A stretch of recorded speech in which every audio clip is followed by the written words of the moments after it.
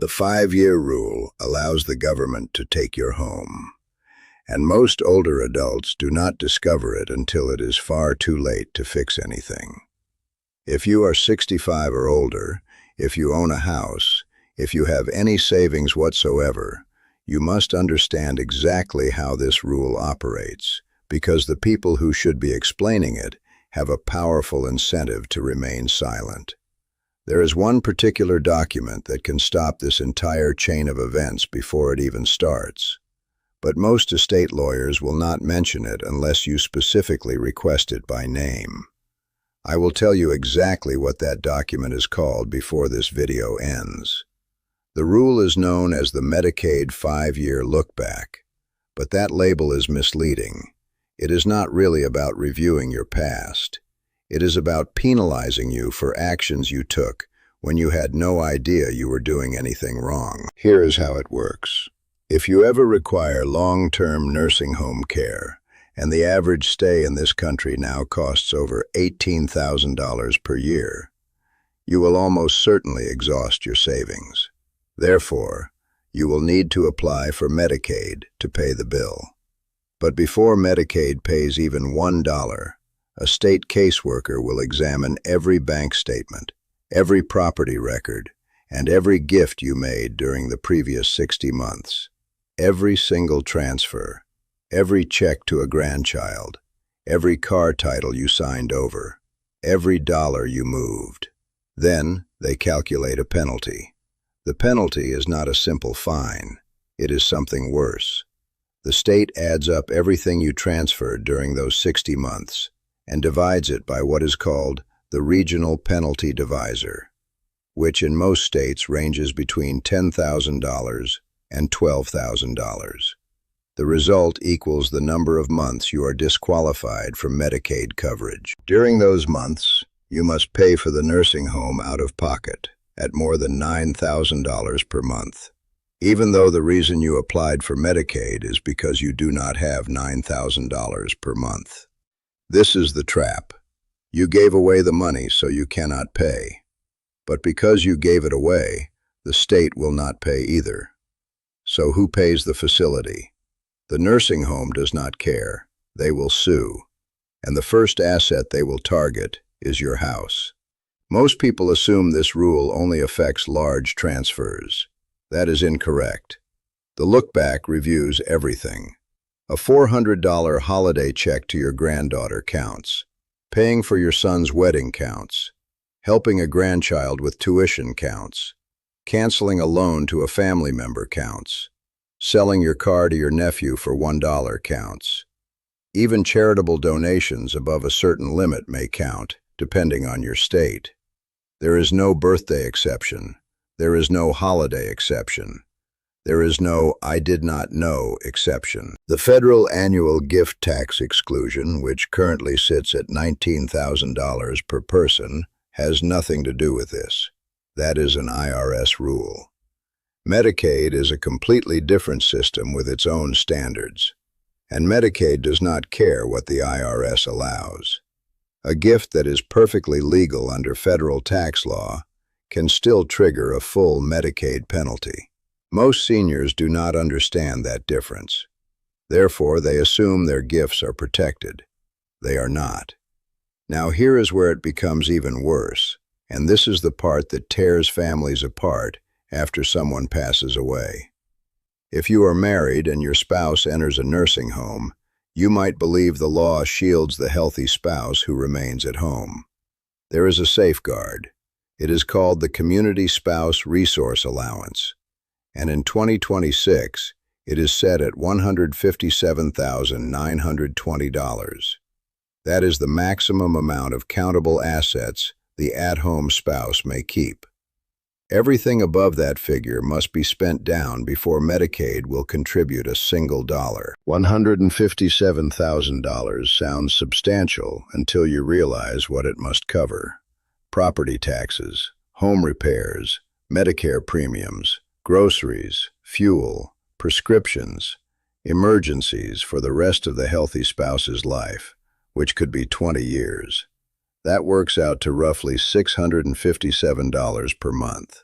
That is the amount the state expects you to live on, while your husband or wife stays in a facility charging over $9,000 per month during the same period. But the house, surely the house is protected. The home is the one asset they cannot reach.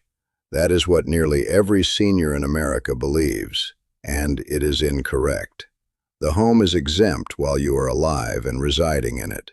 Therefore, Medicaid will not force a sale before you qualify. But the moment the Medicaid recipient dies, a program called the Medicaid Estate Recovery Program begins. Federal law requires every state to attempt recovery of care costs from the estate of any Medicaid beneficiary who was over 55 when benefits were provided. The primary target is the house. The state files a claim against the estate. The heirs are told they must either pay the full amount, often hundreds of thousands of dollars, or sell the property and hand over the proceeds. The average estate recovery claim in this country now exceeds $74,000. In some states, it surpasses $200,000, and it is not optional. It is not negotiable. Federal law obligates the state to pursue the home. Therefore, the house your parents intended for the grandchildren can end up going to the state instead.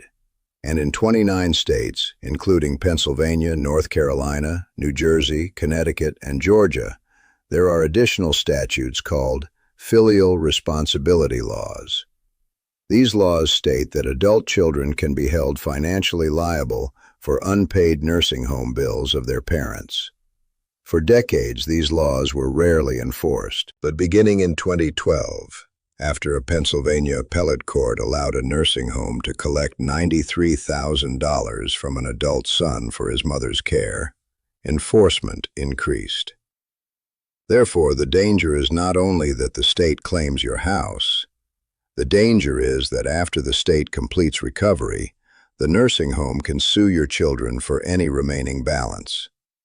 Here is a real example. A widow in Ohio, age 78, transferred $45,000 to her daughter over 4 years. Birthday gifts, holiday checks, assistance with car repairs. Nothing she considered extraordinary. She entered a nursing facility in month 47 of that 4-year period. The state divided her $45,000 by Ohio's penalty divisor of $7,463 per month and disqualified her from Medicaid for 6 months. The nursing home billed her $9,200 per month for those 6 months.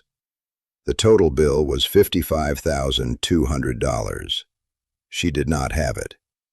The facility placed a lien on her house. She passed away 8 months later. The state then filed an estate recovery claim for another $140,000 in care expenses. Her daughter received notice that the house she grew up in would be sold by court order. There is a strategy some attorneys use when time is short. They call it the half-a-loaf strategy. The idea is that if you or your spouse already needs care, you transfer half of your remaining assets and use the other half to pay during the penalty period triggered by the gift. It preserves something. It is better than losing everything. But it requires precise timing. It requires an attorney who focuses on this area, and it must be done before the Medicaid application is submitted, not after. Once you apply, the strategy no longer works. The seniors who lose everything are usually not the ones who prepared. They are the ones who were never told preparation was possible. They sat in a hospital room, signed a power of attorney, and began writing checks to a nursing home with no idea that one conversation with the right attorney 2 years earlier could have protected the house, the savings, and the inheritance. Now, I told you at the beginning that there is one document many estate attorneys will not mention unless you request it. Here is the name. It is called a Medicaid Asset Protection Trust. In 5 states, including Florida, Texas, Michigan, West Virginia, and Vermont, there is also a tool called a Ladybird deed. which accomplishes part of the same objective for the home. A Medicaid Asset Protection Trust is an irrevocable trust. You transfer your home, savings, and investments into the trust. Technically, you no longer own them. The trust does. But you may still live in the house. You may still receive income generated by the investments. You simply cannot take the assets back once the trust has existed for 5 years. After 5 years, those assets are no longer counted by Medicaid. The look-back cannot reach them. The estate recovery program cannot reach them. The house is secured. The savings are secured. Everything inside the trust passes directly to your heirs without probate, without estate recovery, and without state interference. Most attorneys do not raise this option for a simple reason. A Medicaid Asset Protection Trust costs between $4,000 and $12,000 to establish properly. A basic will costs around $200. A senior asks for a will. The attorney prepares a will. And the conversation about long-term care planning never takes place. Therefore, you must arrive already knowing the correct term. You must say, Medicaid Asset Protection Trust, clearly. You must ask if you qualify. And you must do it at least 60 months before care is needed, because the 5-year clock does not begin until the trust is funded. Here is what to do this week. First, gather every bank statement from the past 60 months and identify any transfer over $500 to a family member. Make a list.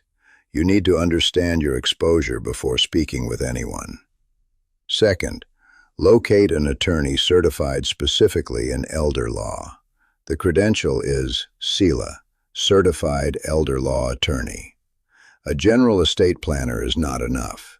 You need someone whose practice centers on Medicaid planning. Third, ask that attorney directly about a Medicaid Asset Protection Trust. And if you live in Florida, Texas, Michigan, West Virginia, or Vermont, also ask about a ladybird deed for your home. Fourth, fund the trust as soon as possible because every day you delay adds another day to the end of your 5-year clock. Fifth, share this information with every adult child in your family because this rule does not only impact you, it affects everything you plan to leave behind. The 5-year clock begins the day the trust is funded, not the day you decide to plan, not the day you contact a lawyer, but the day the assets actually transfer. Therefore, the most expensive day of your life is the day after you should have started.